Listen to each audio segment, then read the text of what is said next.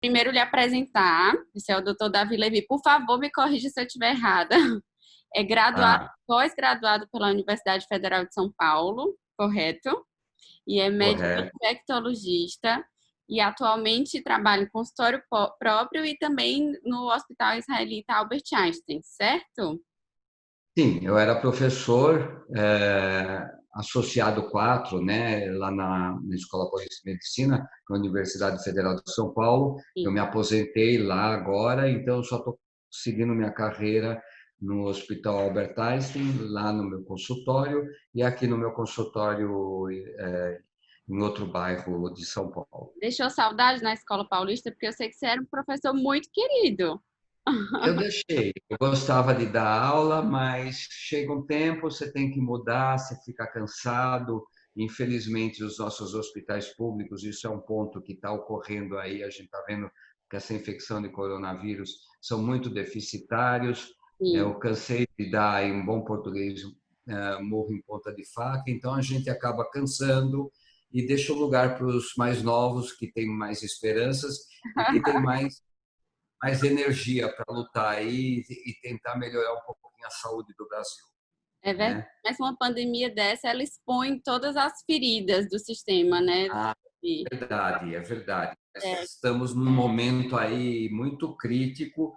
Infelizmente, o Brasil, a cada dia que passa, a gente está com mais medo do que esteja acontecendo e eu não estou muito otimista com o que vai acontecer nos próximos meses, principalmente em grandes centros populacionais. Então, eu é, e, e, estou com medo, e medo assim, mesmo. você está em São Paulo, que é um grande centro populacional, mas que também concentra grande parte dos recursos de saúde e, enfim, da aparelhagem. Imagine os grandes centros de população com pouco recurso, né? Que a gente sabe que são muitos, né? Existe São Paulo e existe o resto do Brasil, né?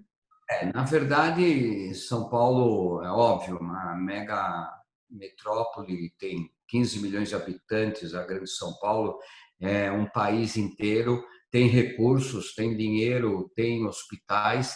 Mesmo assim, nós estamos sofrendo bastante. Nós vamos sofrer, todo mundo sabe, a gente tem vários bolsões de miséria, nós temos eh, as comunidades, principalmente na periferia de São Paulo, tem lugares muito desassistidos e essas pessoas vivem em residências muito pequenas, com falta de saneamento básico e a doença está chegando lá e a coisa vai complicar. Em bom português, a coisa realmente vai complicar, porque falta tudo, né? Inclusive espaço para as pessoas guardarem um mínimo de distância entre uma e outras, que é o principal elemento para que a gente não transmita A a frente. infecção de um modo avalaçador, né? Então a gente vai ter que vai ver um grande número de casos e vão ter que lidar com isso.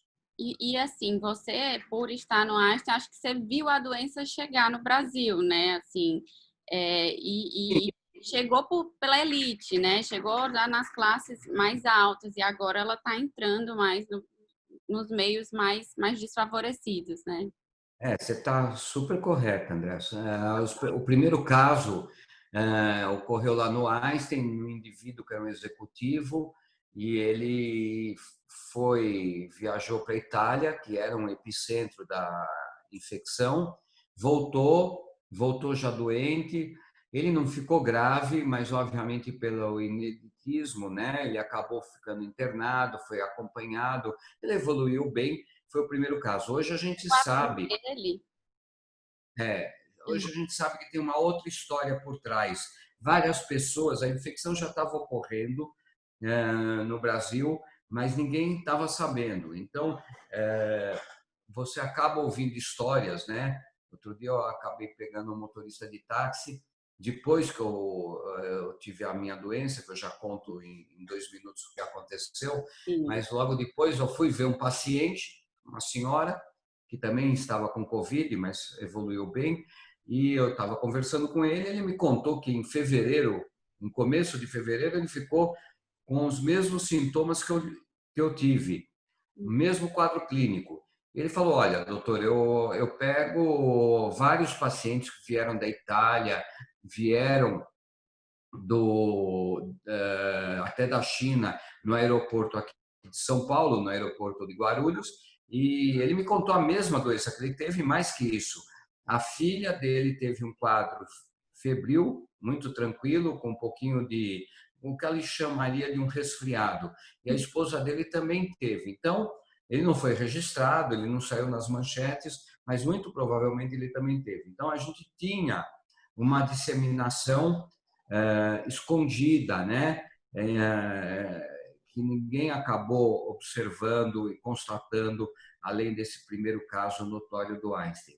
Mais que isso, eu acho que Contagioso, né, doutor Davi? A gente vê assim, que às eu vezes a acho pessoa nem sabe como contraiu, né?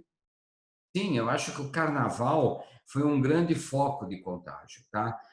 Segunda, fora a Argentina, o segunda, eu li isso no jornal, o segundo número de turistas vieram da Itália, justamente no carnaval e na época que a coisa estava pegando fogo na Itália. Você Exato. imagina que esse pessoal acabou contaminando todos os foliões no Brasil inteiro, né? Inclusive na sua cidade, imagina. E Tá? assim, e se na época do carnaval a gente já soubesse que existia, mas que não soubesse como que seria a dimensão disso, e dissessem para as pessoas ficar em casa, imagina a confusão que seria, né? Em pleno carnaval, acabou o carnaval, fique em casa, né?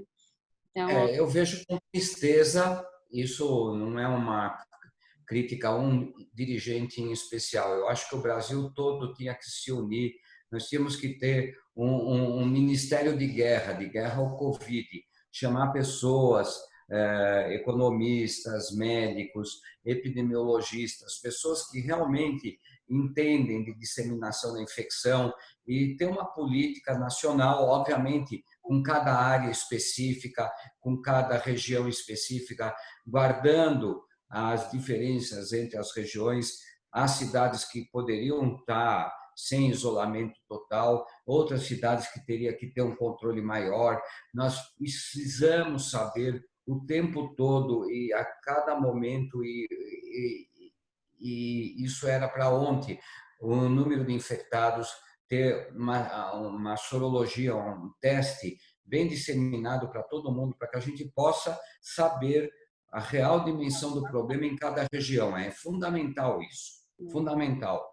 Mesmo lembrando que nós não temos tratamento, não há tratamento eficiente até hoje comprovado. O que o médico faz é manter o doente vivo quando ele está complicado, quando ele precisa ir para o hospital e dentro de uma boa unidade de terapia intensiva e manter o tratamento de base de um doente grave. É assim que eles sobrevivem.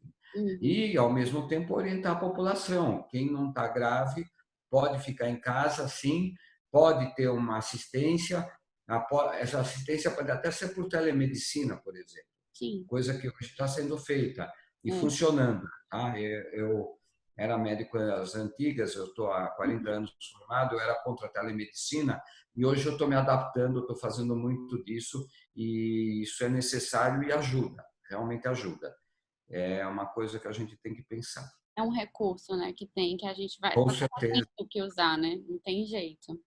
Então, me com conta certeza. como é que foi, que você acabou contraindo o vírus, né? O que é que você sentiu? Que sintomas você teve? Bom, para essa pergunta, como eu contraí? Eu errei, tá? Então eu posso hoje que eu errei. Eu atendi numa quarta-feira, eu fiquei doente domingo, num domingo, dia 15 de março, eu gravei a data direitinho. 3 dias antes eu atendi uma menina, não, a menina era uma moça já casada, ela tem 25, 26 anos de idade, e o marido dela já estava com sintomas de Covid, muito provavelmente estava. Ela também estava com uma dor de garganta. Ela veio de máscara ao meu consultório e eu conversei com ela. Ela veio até com a mãe dela. Eu fui examiná-la e pedi para ela tirar a máscara, porque ela estava com dor de garganta. E eu não pus a máscara, tá? Eu errei e provavelmente foi nessa hora que eu me contaminei. Uhum. Daí quatro, foi quarta, quinta, sexta, sábado. No domingo eu comecei a ter febre, comecei a ter um quadro de diarreia. Foi interessante. Primeiro tive uma alteração intestinal muito importante, já na madrugada, coisa atípica comigo. Logo em seguida, umas 4, 5 horas depois, eu já estava febril e eu uni 2 mais 2 deu 4. Eu falei para minha esposa, eu estava fora de São Paulo, numa cidade perto, em Atibaia, falei, olha, vamos para São Paulo que eu estou com isso. E fomos no mesmo carro, carro fechado. É importante eu falar o que aconteceu com a minha esposa depois. Cheguei e fiz o teste, aquele teste que é o primeiro teste, que é a pesquisa do vírus mesmo, com aquele cotonete no nariz. E no dia seguinte me ligaram. Hoje todo mundo já sabe, né? O PCR faz do começo, é suave. Todo mundo é um pouco médico hoje, né? Eu fiz. No dia seguinte, o pessoal do laboratório, trabalhando muito tempo lá, me ligou, todo mundo assustado, que eu estava com o coronavírus, deu positivo. No começo, eu não sentia muita coisa, eu estava animado, eu não tinha muitas dores, e foi uma sequência de eventos. Eu tive dores no corpo, isso me marcou muito. A partir do quarto, quinto dia, foram dores muito importantes, principalmente nas costas, que a gente chama de mialgia, dor muscular. Foi muito, muito, muito importante. Eu tinha febre, mas era uma febre mais à tarde.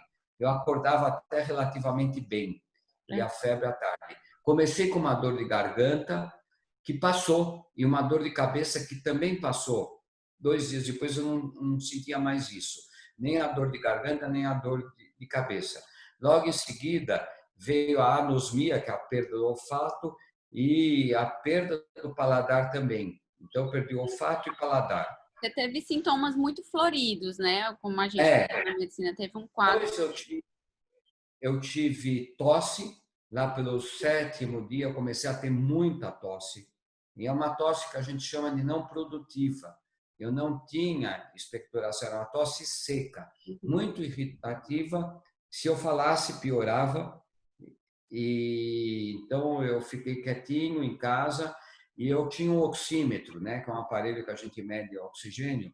Eu tinha, porque eu sou clínico, eu vivo com esse aparelho, nunca tive uma queda de oxigenação importante. Ótimo.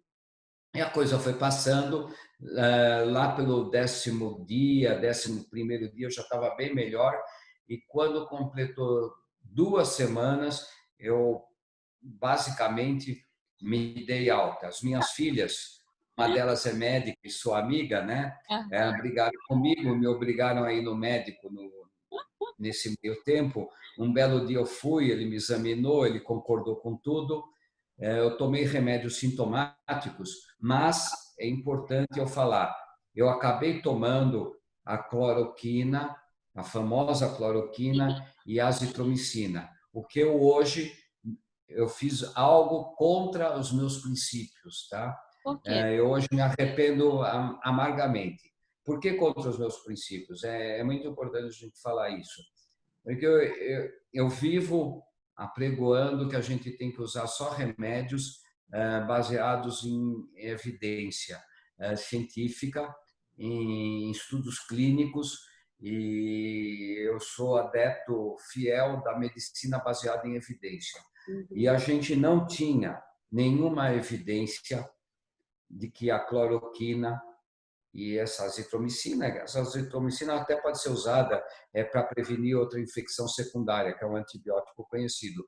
Mas a cloroquina não tinha nenhuma evidência de que ela pudesse funcionar. Os relatos eram o que a gente chama de relatos anedóticos, né? Alguém falou, um grupo usou em número pequeno de pacientes. Eu cheguei a ler o estudo de um médico francês, que é um Né?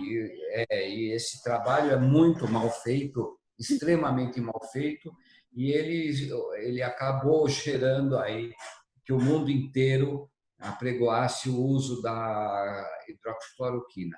Hoje estão saindo estudos muito mais consistentes, bem feitos, elaborados, com um número imenso de pacientes e realmente a conclusão é que essa medicação faz talvez mais mal do que bem.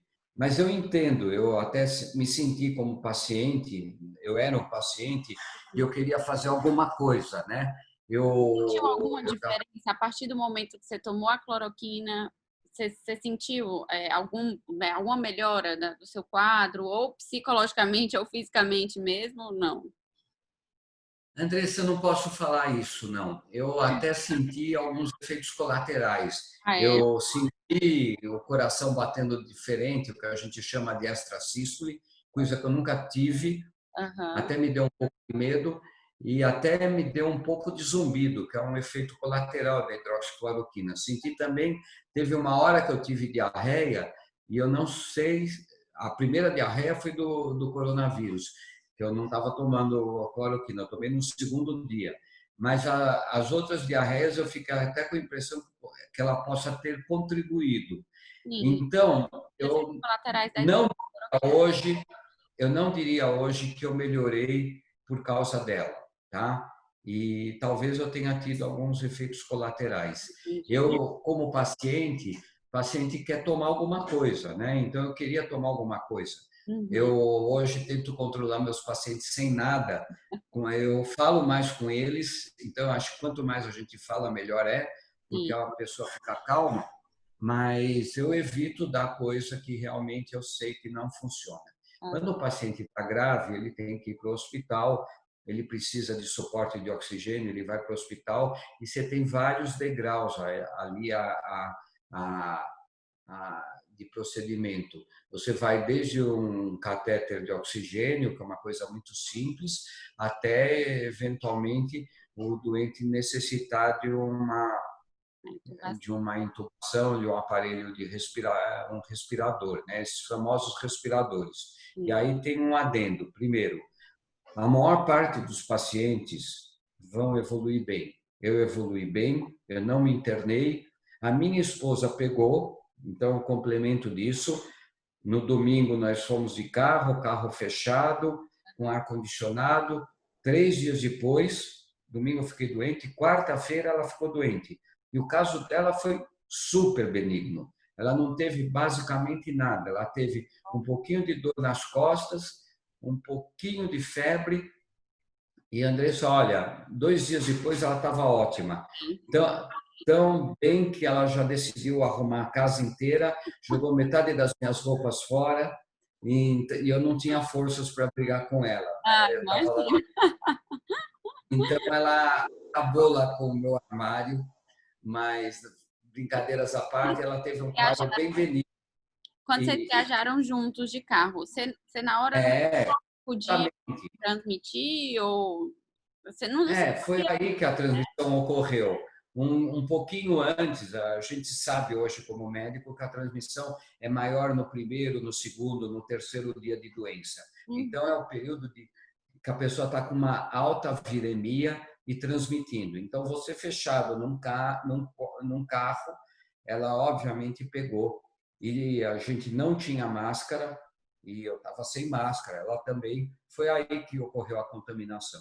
Então, a máscara que está aqui, ó, estou mostrando aqui, eu estou no consultório e eu também atendo com o shield aqui, com essa viseira. Isso é importante. Eu Sim. hoje sei também que se a gente usar máscara, e por isso que todo mundo está falando para usar máscara quando a gente sai de casa, vai em algum lugar, tem que usar máscara. A máscara é, tanto evita que você transmita, como que você também contraia a doença. É fundamental a máscara. Apesar Tá? que a gente sabe que muita gente usa pensando só em não pegar, né, o vírus, mas que o risco é muito maior de você transmitir. Então, por isso, no começo se falava em usar máscara só para doente. Hoje é máscara para todo mundo, mas é que a gente foi Não, aprendendo é para todo, a doença, né? para todo mundo. Você sabe que a gente aprende isso com outras culturas, né? Os asiáticos, se você for no Japão, na Coreia, isso há muito tempo. O indivíduo acorda se ele estiver tossindo, a primeira coisa que ele faz é usar uma máscara. Você vê imagens, se você for viajar, você vai ver isso. E No quantas metrô, vezes a tem gente lá. viaja e vê, né? É, Vê os coreanos, os japoneses, todos de máscara, e a gente não fazia parte de forma alguma da nossa cultura. A gente até acha estranho quando a gente viaja e vê eles de máscara. Principalmente aeroporto, quando, né? quando eu fui lá, eu aprendi que o que eles faziam era para prevenir que eles levassem a doença Nascem outras um pessoas, né? para outra pessoa. Então, eles realmente faziam isso no sentido de prevenir a transmissão de alguma doença infecciosa para outros. Outra coisa que eles fazem, eles chegam em casa e tiram o sapato e Sim, usam chinelo em casa. Isso agora a gente tem que aprender. Então, isso é importante. é. Usar máscara quando está doente ou quando acha que está doente. E hoje em dia, agora, todo mundo de máscara. Chegou em casa, você tira o sapato, que é onde está pisando no chão e tal. Não que eu tenha problema com o coronavírus. Eu acho que o coronavírus não está lá no sapato. Ele é Sim, transmitido de pessoa para pessoa. Tá? Tem gente aqui né? são Paulo limpando a caixa, quando entrega um delivery de comida, faz toda a Todo higienização lugar. da comida, da, do papelão que por onde veio a pizza. Eu acho que não é muito exagero. Eu Não é por aí que você vai Até pegar. porque a Você gente pega, lê o vírus, né? É um vírus que morre muito facilmente. Então, a transmissão sim, é basicamente respiratória. Mas assim é, que começou, eu lembro o primeiro delivery que chegou aqui em casa, a gente pediu um sushi. E na hora que chegou, a gente parecia uma bomba. Ninguém sabia o que fazer com aquela caixa. A gente botou no chão, quem pega, quem não pega, vai lavar a mão, não vai. Então, assim, é uma coisa que até apavora um pouco as pessoas, né? Hoje, assim, depois de ler, estudar um pouco, eu também concordo super com você. Acho que não é bem por aí, mas, assim, as medidas de higiene que eles trazem, a gente pode muito bem adaptar para evitar outras doenças, né? sim, sem dúvida, sem dúvida. Mas, assim, importante falar de tratamento. Primeiro, nós não temos nada estabelecido. Segundo, os tratamentos sintomáticos. A pessoa está com febre, ela toma uma dipirona, pode tomar um Tilenol. A gente tem muito que evitar toda essa história de fake news, o que sai no WhatsApp, o que sai pela internet. Tem muita bobagem. Infelizmente, até de alguns colegas médicos, né, Andressa? Alguns deles fazem um grande desserviço, né? As pessoas inventam histórias mirabolantes, fazem tratamentos que não têm nenhuma comprovação e algumas vezes podem prejudicar as pessoas. E contam em verdades, para não dizer mentiras mesmo, de tratamentos, de remédios que não existem. Ainda não existem, não tenho dúvida que vão existir. A Ah, vacina vai chegar, é que vai demorar, não é tão simples, tá? Porque você não pode ter uma vacina da noite para o dia, você tem que testar e testar muito, porque a vacina é para pessoas sadias, então você tem que ter uma segurança total da vacina, ela não pode fazer mal, e a gente tem que ter uma certeza. Isso leva um certo tempo. é. Remédio, a gente também vai ter, já tem alguns em fase final de estudo, né? Então a gente vai ter remédios eficientes. Não esses que estão sendo apregoados por aí, por enquanto não funcionam, não. Mas há uma esperança, né, Davi? E assim, Não tem. uma coisa que eu achei muito bacana de conversar com você é assim, você teve muito à frente de quando a AIDS também veio para cá, né? E quando a gente vê muita gente recebendo o diagnóstico, principalmente no começo, tá com coronavírus. Parece isso, né? Você tá com uma doença, uma tragédia. O que é que você sentiu como pessoa quando você teve o seu diagnóstico? Então, foi tudo muito rápido, né? Eu tinha a doença, eu tinha a minha compreensão como médico, eu estava preocupado com a minha oxigenação, mas depois, até depois que eu tive uma convalescência, eu senti um dia, eu fiquei impressionado. Eu encontrei um casal de amigos, eu já estava bem, Eu já tinha feito o controle pós-doença, eu não tinha mais o vírus. Eu fiz, de novo, eu fiz o PCR para ver o coronavírus, deu negativo, eu já tinha anticorpos. Então, eu já estava não só imune, como eu não transmitia. E esse casal me viu na rua, são grandes amigos meus, e eles ficaram horrorizados. Eles achavam que eu ia passar para eles. Eu até brinquei com o meu amigo, eu falei, vem cá que eu quero te dar um abraço. Eu não ia dar nenhum abraço. Mas ele ficou assim, atônito. Ele achou que eu ia passar alguma coisa para ele. Então, eu percebi que as pessoas estão com muito medo, né? Porque está se falando de morte o tempo todo.